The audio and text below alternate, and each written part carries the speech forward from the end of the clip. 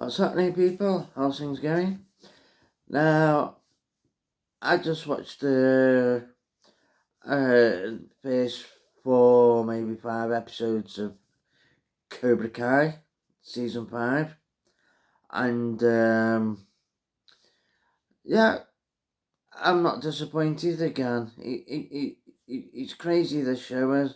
I can't believe how, season 5, and yet they, they still managed to keep coming up with new stuff. Um, the writing's amazing. It's like as soon as one episode finishes, it's like I need to watch the next one. Absolutely brilliant writing. The characters in it. You know, obviously Misty Miyagi ain't around anymore, but we've got Johnny Lawrence, Daniel LaRusso, um, who's just come back, chosen as it. Uzi Sensei Silver, John Creed going back into it. It's astonishing they're managing to stick to the source material. The amount of characters and actors from the original Karate Kid films that they've managed to get involved in these seasons and in this storyline is incredible. The ones that are still alive and still able to do it, how they pulled them back in, and I just find it incredible how they've kept the story out, keep going and going and going. I mean, fair play to them. I think they're doing a brilliant job. Um, the suspension is there, and like Game of Thrones, like the original Game of Thrones, how anybody could get killed off at any moment, no matter how small a part they played or how big. You couldn't bet money on someone and be guaranteed to win. Yes, they got killed off. You just didn't know. That was one of the things a lot of people enjoyed about Game of Thrones, the twists and the turns and the oh my god, I can't believe that happened, and this and it's the same thing with Cobra Kai. It's like, well, I wasn't expecting that, or oh, that was a bit. It does keep you guessing, and like I say, one episode finishes, and it's almost a bit like an addiction. Like, I need to know what happens next. And I think like how they started off that you know Johnny um Johnny Lawrence and Danielson, how they were enemies, and it carried on, and then they slowly come to common ground, and they bring the new characters in, the kids or the teenagers, and the different dojos and John. I just think it's brilliant how they've managed to bring these new characters in, and it's part of the law now. It's part of it's set in stone. Like, I mean, I'm surprised they've got to season 5. I really am. I thought they were gonna run out of ideas and write themselves into a corner or something like ages ago. But I'm always surprised how they're finding new things, new ways. The choreography and the fight scenes, even between the older members of cast. It's shot in a way, like whether they're using doubles or just, camera tricks or whatever. It's looking pretty good. The people who are making this stuff obviously care about what they're doing. You know, none of this cheap marketing stuff like that we keep seeing time and time again. They've got a diverse cast.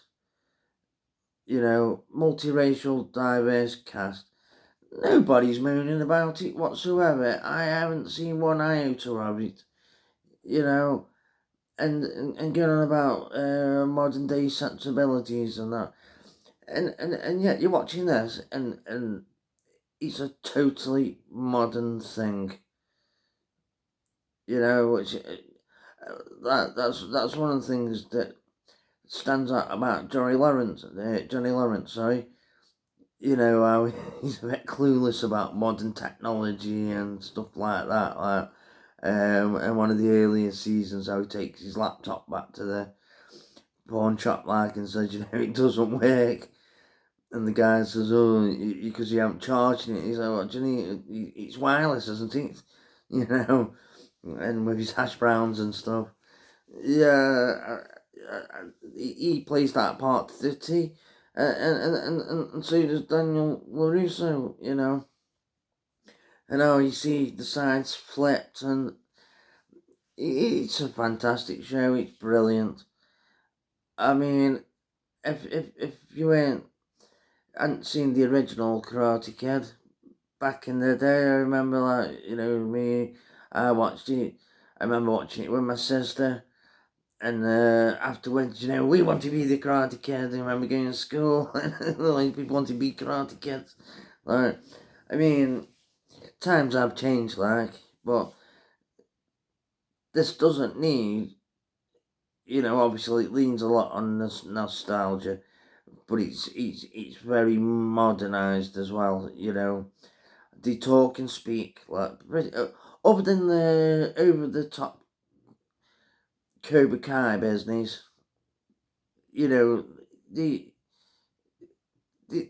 they are modern teenagers living in a modern world. Like I say, that's what I like about Johnny Lawrence. He's still stuck pretty much where he was in the late 80s, early 90s sort of thing. You know, things he thinks are cool and whatnot, Um, yeah, it's funny. It's quite grounded. It's quite down to earth. Obviously, there's bits that are. Obviously, it wouldn't be entertainment if they didn't throw in that entertainment stuff that they do.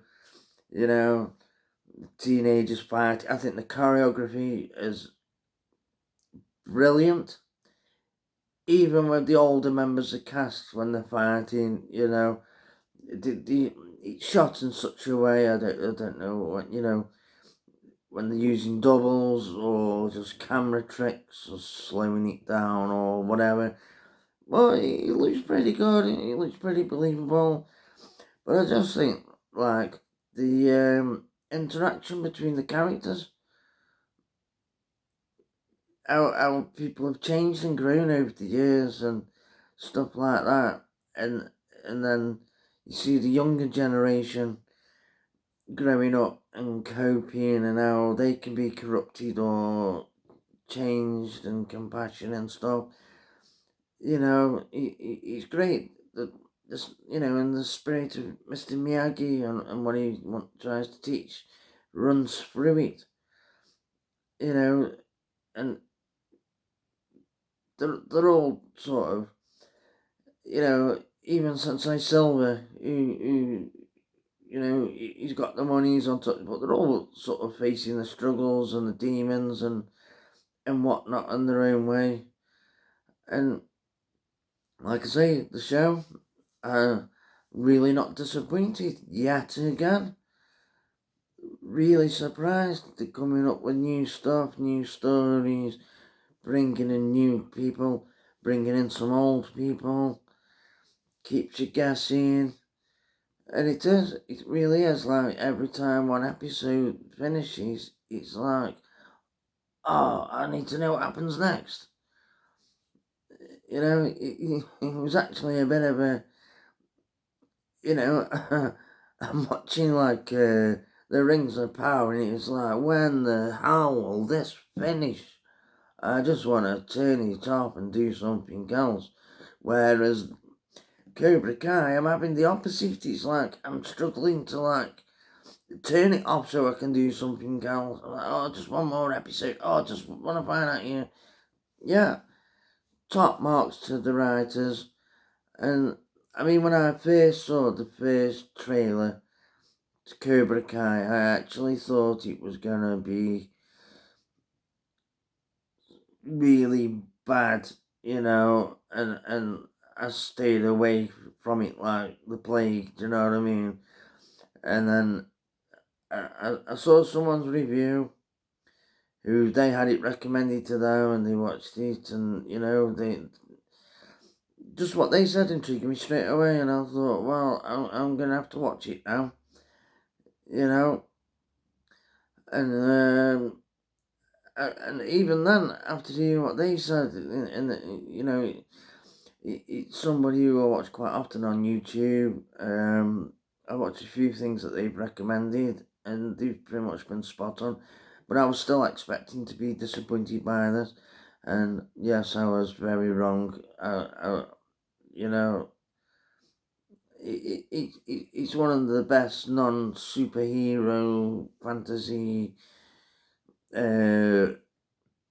CGI-driven things out there, really. Yeah, it's got the nostalgia, it's got the action, but it's also, I find there's quite some important lessons, actually, if you watch it carefully, that,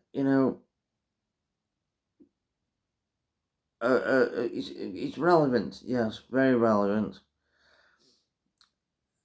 The writing's spot on, the characters, old and new, are doing a brilliant job. I can't say enough things about it. Anyway, people, thank you for listening. If you like what to say, I appreciate a thumbs up. I'd really appreciate you subscribing to my channel. Like I say, I've said before, I plan on doing this for a while. Hopefully I'm getting some new equipment soon, so I'll be able to improve the quality, make things a bit better. Plan on reviewing a lot more older films. That's one of the main things, just need to find time and that to do it. Ring that bell, ding dong, and as always, have a good day, and peace.